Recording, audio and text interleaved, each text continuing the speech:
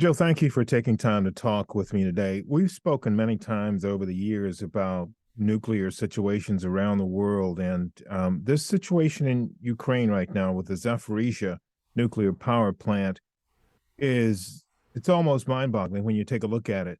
I've got a few questions for you, but I want to ask them one by one. And the Hmm. very first one I want to ask just this question: step us through what happens to make this plant go into a nuclear meltdown. What needs to happen in order for us to get to that point? So the worst case scenario for what could happen here, and there are many things that could happen. The worst case is that one of the two operating reactors melts down. And that could happen primarily through a failure of the energy, the electricity that's going into the facility, or the cooling system that cools the reactor rods as they're in there. If that should happen, if the power going in should be cut off, then in a matter of hours, those fuel rods would start to heat up, and within about 4 or 5 hours, they would become so hot that they would melt the structures that are actually holding them.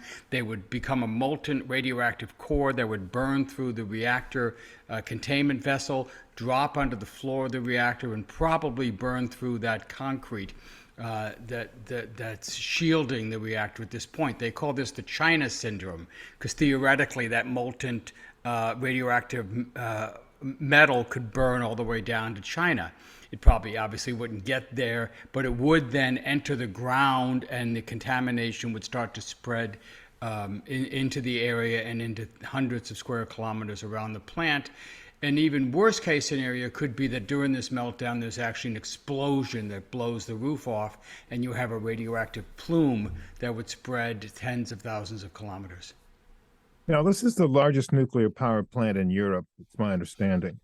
And one of the things we've heard, as you mentioned, is if there is a meltdown, there could be the possibility of a radiation leak. We know that the Hmm. government in Ukraine is distributing iodine pills. I think Moldova is doing the same thing. Some other countries may be doing the same thing. How does this radiation leak, airborne radiation leak, how does that process work? Sure. Unfortunately, we have experience of this from the nuclear tests we used to conduct in the atmosphere, from the tragedies of Three Mile Island, Fukushima, Chernobyl, of course, in Ukraine itself. And during the fission process, during the process where the fuel rods are heated up and the atoms are split in a controlled nuclear chain reaction, in that process, it's not just heat that's produced, but it's also radioactive byproducts americium, cesium, cobalt, strontium, radioactive iodine. And all these are highly radioactive, and in a release, they would be born in into the atmosphere, or into the groundwater, into the soil around, and they could be ingested by human beings. If it's small amounts, what that means is that they increase your risk of getting cancer over the long run, over years of time. If it's in high amounts, if you're close to the plant, it could result in immediate poisoning, immediate radiation, even burns at that point that could kill you in a matter of minutes or hours. The reason they give thyroid out is because this is one of the most easily ingestible radioactive isotopes, radioactive iodine. It is absorbed into the body through the thyroid gland. So by giving out potassium iodine tablets, they will saturate the thyroid and help people avoid any ingestion of the radioactive thyroid that could give them cancer.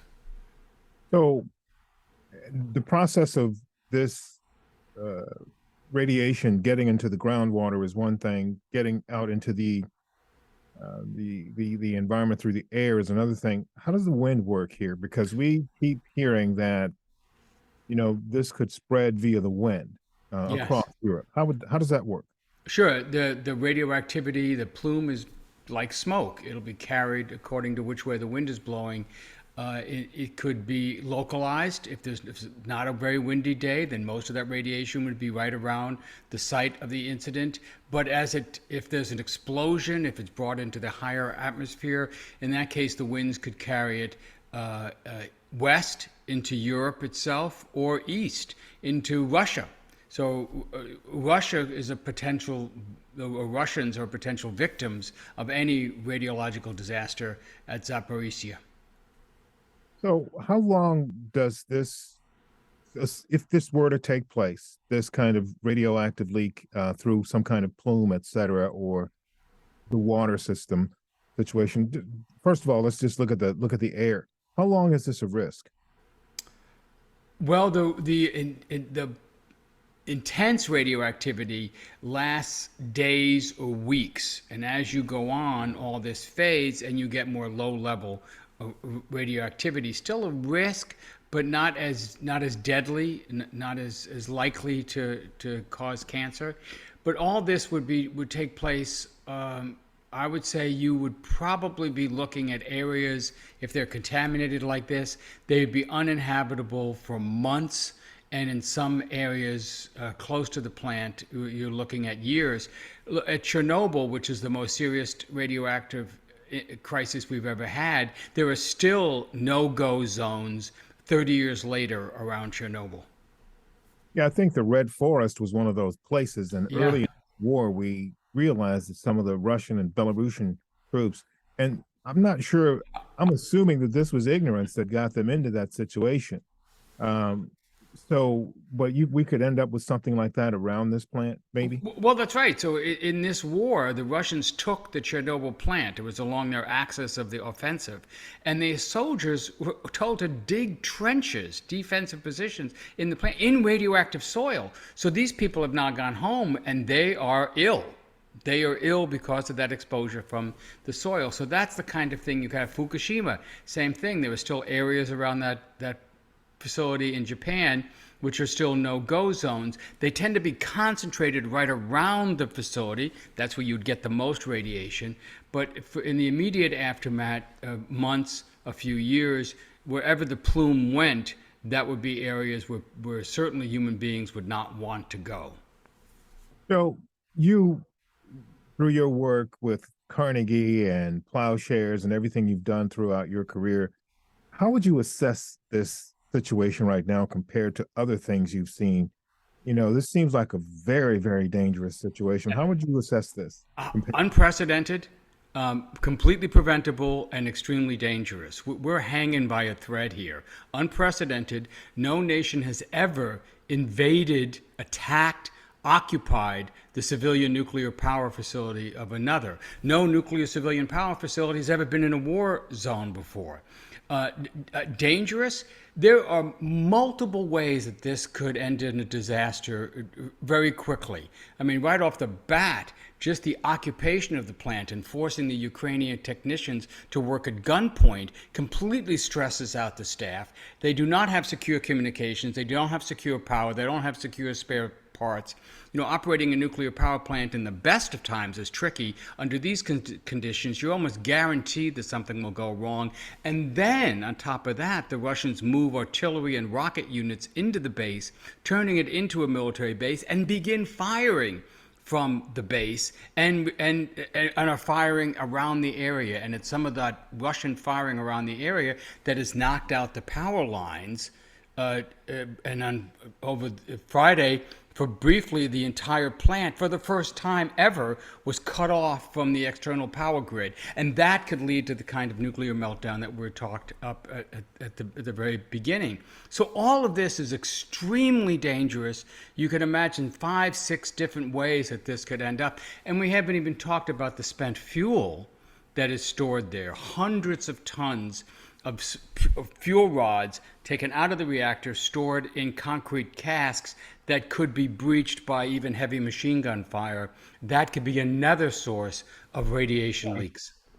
Speaking of which, I've heard a couple of times since the early part of this war that locations on this campus have already been hit by rockets or bullets or something like that. Yes, So, just today. Just today, there was one of the facilities was hit by a mortar shell.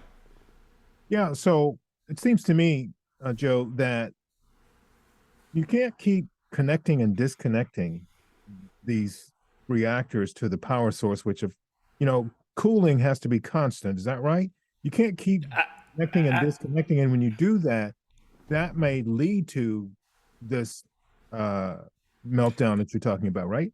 Absolutely. President Zelensky said that we went off the grid for several hours. Fortunately, the backup diesel generators went in, and fortunately, all the machinery was working, and fortunately, there were enough skilled personnel there to handle this. But that's not a guarantee. Part of the result of the occupation means that not only are the Ukrainian operators under stress, they're understaffed. So are these things getting the routine maintenance? Will the diesel generators work again next time that it's needed? Will everybody do everything exactly right the way you have to do at a nuclear power plant? All kinds of things can go wrong, particularly during an interruption of the energy supply. Last thing, your message as a noted expert and well known around the world, what is your advice to all parties involved here? An immediate ceasefire. Don't risk a nuclear catastrophe. Have an immediate ceasefire, allow the IAEA, the International Atomic Energy Agency, to come in, survey the conditions at the plant, restore basic safety protocols, and then have a withdrawal of Russian forces. They can still control the plant, but they don't have to be in the plant. You don't have to just, Russia can still try to prosecute its war aims without risking this kind of nuclear catastrophe. I said this was unprecedented and it was completely preventable. That's the prevention part. You could fix this tomorrow if Russia would declare a ceasefire and withdraw its military units from the nuclear power plant. Bill Cirincione, thank you so much. Noted global uh, nuclear expert and so many other things that you've done throughout your career. But thank you for being the voice of reason here and the voice of knowledge as well today. Thank you very much, Joe. My pleasure. Thank you for having me on.